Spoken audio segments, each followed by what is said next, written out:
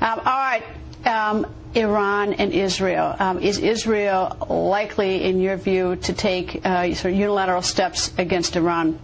I don't think Israel has really made a decision, but I think if you look at the history, Israel has not been afraid to take preemptive military action when it has seen an existential threat to the state of Israel. It destroyed the Osirak reactor outside of Baghdad in 1981. It destroyed a North Korean reactor in Syria in September of 2007.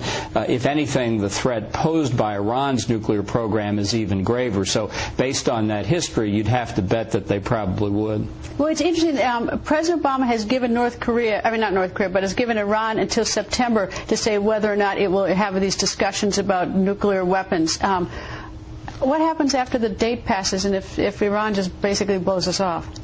Well, the theory then, at least as articulated by the administration, is we then turn to sanctions, perhaps against refined gasoline being imported into Iran, perhaps others.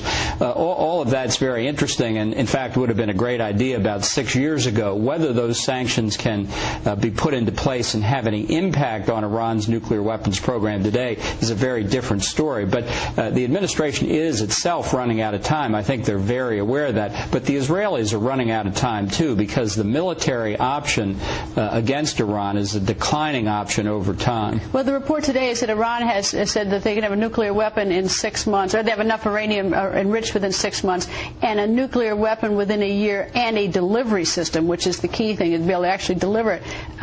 Do you believe those are real? I mean, is there any way for us to know whether these are realistic timetables? Well, first off, these reports are based on what we think we know as opposed to what we don't know, and what we don't know about Iran really bothers me. But one very interesting aspect of this article in the Times of London was the discussion of the high explosive research that Iran has been doing. You know, this was reported as far back as the fall of 2004 by Jonathan Karl on ABC News, and gives the lie to the famous 2007 National Intelligence Estimate that says that Iran had stopped work on the weapons program in the fall of 2003. I think Iran is very close to actually being able to produce a weapon. I think they have mastered all of the science and technology they need. So the notion that they're very close, I think, is accurate and is really the pressure building on Israel to make this decision whether to use military force. And is the United States putting pressure on Israel to put the brakes on this, or I mean, or do we have a hands-off on this, letting Israel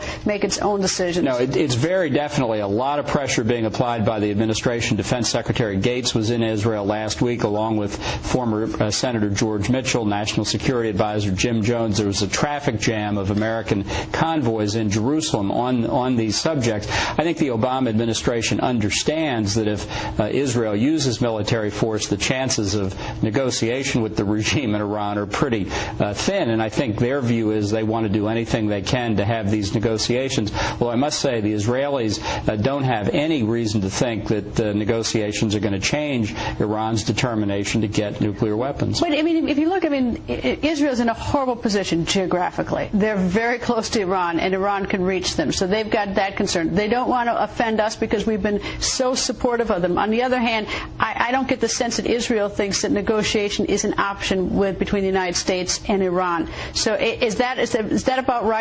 Am I about right on that? No, I think that's correct. I think from Israel's point of view, what makes it very hard is they know Iran is trying to increase its air defense capability. They know that Iran is likely to be dispersing and further hardening its nuclear program, which means that even if they successfully, let's say, destroyed Iran's uranium enrichment facility at Natanz, Iran could be building a duplicate facility a couple hundred miles away. And that's why a military strike is not a complete solution to Iran's nuclear efforts. It will buy time, which is very important. But if you misperceive where Iran is in its nuclear program, you could find 6 months from now Iran has the bomb, and then all of these calculations change dramatically. Well, it seems Iran has three choices. They can either build it, and they can have it done within a year, or they can have negotiations, not build it, or they can have negotiations and lie and build it along while we think that they aren't. Are those the three choices? I think those are the three choices. I think. How do we? I mean, the one about where we sit and talk to them and they lie is the most terrifying to me. Well, exactly, but that's where I think the Israelis fear the naivete of the Obama administration most. This desperate effort to find somebody in Iran to sit down and negotiate with.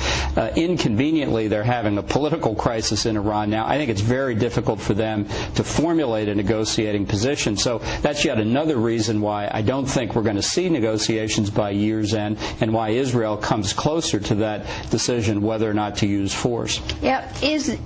Does Iran worry enough about those sanctions? Are those sanctions enough to strangle them not to do it? There are not sanctions in place now that are having any material effect on Iran's decision-making, and even the strict sanctions the administration is talking about are too little, too late. You need widespread compliance. You need Russia and China on board. There is zero evidence that that's going to happen.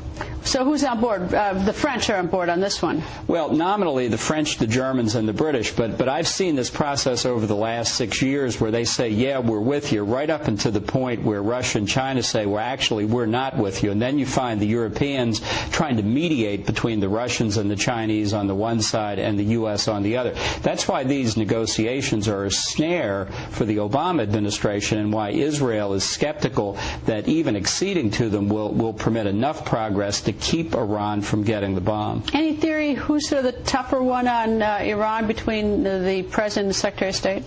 Well, the speculation is that Secretary Clinton is tougher, but I must say, at this point, we are so close to Iran actually getting a weapon that these fine calibrations that we've got 6 months or 8 months or 10 months, all you have to do is be wrong by one day, and once Iran has a nuclear capability, everything else changes, not only because of the threat Iran would then pose, but because of the near certain reaction of Arab governments in the region, Saudi Arabia, Egypt, Turkey, that would then go on and get nuclear weapons themselves. Well, when China was not very helpful on sanctions on North Korea, sanctions had absolutely no effect. So if we can't get China on board on this, it seems like the sanctions would have virtually no effect. I think that's right. And Russia, too, which has a huge interest in selling advanced weapon systems and nuclear reactors to Iran.